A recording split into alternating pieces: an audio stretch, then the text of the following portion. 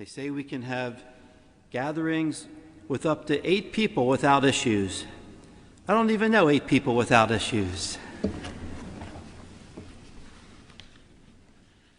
Today we have the Gospel of St. Mark chapter 2, where the Lord is walking through the grain fields with his disciples, and it was on a Sabbath. As you know, the Sabbath was Saturday, the day of rest. Later on, the church would change the Sabbath to Sunday, the Lord's Day, because that's the day the Lord rose from the dead. But at this time, the Sabbath was on a Saturday, and according to the 10 Commandments, we're called to keep holy the Lord's Day, to keep holy the Sabbath, and not to do unnecessary work on the Sabbath. But over time, the Pharisees interpreted it so much that they even added 39 additional things that you could do to violate the Sabbath. So the Sabbath became not a day of rest and relaxation and rejuvenation and renewal, but it became a day of burden and anxiety, of trying to make sure you didn't, let's say, pick up a mat on the Sabbath or do anything that might be considered work by the scribes and the Pharisees. Those who took it to extreme wouldn't even go to the bathroom on the Sabbath, right? That sounds like it'd be harder work not to go, right, than it would to go. So that's the kind of mentality they had. And so when they see Jesus walking through the grain fields with his disciples, and the disciples are picking off heads of grain and eating them as an afternoon snack because they were hungry, the Pharisees were complaining about this and said, look at that, they're violating the Sabbath, because it was one of their laws that you could not harvest on the Sabbath. And that was referring to really a farmer that would go out and harvest and then sell that grain and make money on the Sabbath. That's what they were not supposed to do. But just picking a handful of grain, that was allowed on the Sabbath. But notice their hypocrisy of thinking that just picking heads of grain and eating a snack would be considered a violation of the Sabbath. So how does the Lord answer their legalism and hypocrisy? Well, he quotes the book of Samuel, 1 Samuel chapter 21, when David and his men were hungry. What did they do? They went into the temple, and there was what's called the showbread, which were 12 loaves of bread that were placed there every single morning in honor of the 12 tribes of Israel. And these would be on display, again, as the showbread. And every morning these 12 loaves of bread would be replaced. Well, then the priests were allowed to eat the bread that had been there from the day before, but only the priests were allowed to eat the bread. But then David came, and he and his men were hungry, and so they ate that bread, the bread of the presence, the showbread.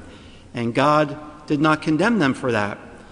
And so the Pharisees basically are saying, Lord Jesus, you're violating the Sabbath because you're doing something unlawful.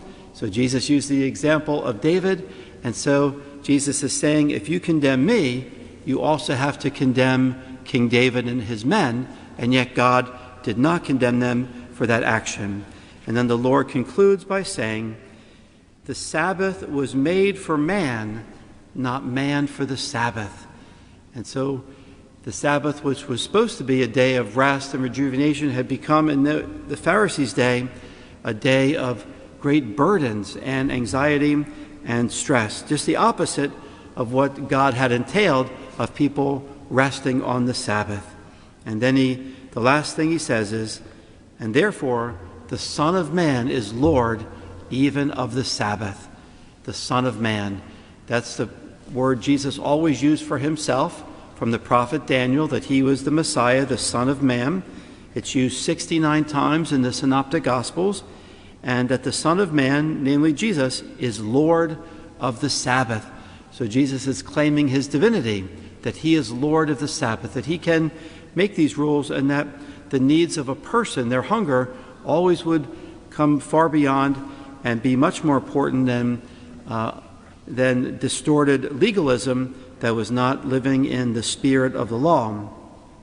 Now, of course, in our society, it's been just the opposite. We've gone to the opposite extreme of where a Sunday is almost like any other day.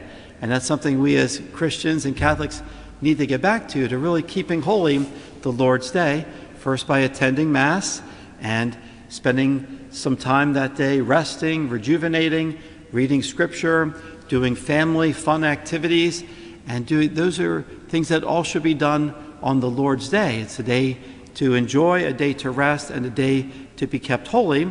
And what we're supposed to avoid is unnecessary manual labor that takes the joy out of Sunday. Things like cooking. I'm sorry that cooking, if you're a wife, you still have to do the cooking, right? Or kids still have to do their homework. That does not violate the Sabbath. So there are works that can be done, but it should be works, for example, that don't take the joy out of Sunday. It should not be unnecessary manual labor. Now, of course, some people have to work on Sunday for their livelihood. Their job requires it. Nurses, police officers, priests. In fact, that's the only day we work, right? It's one day a week on Sunday.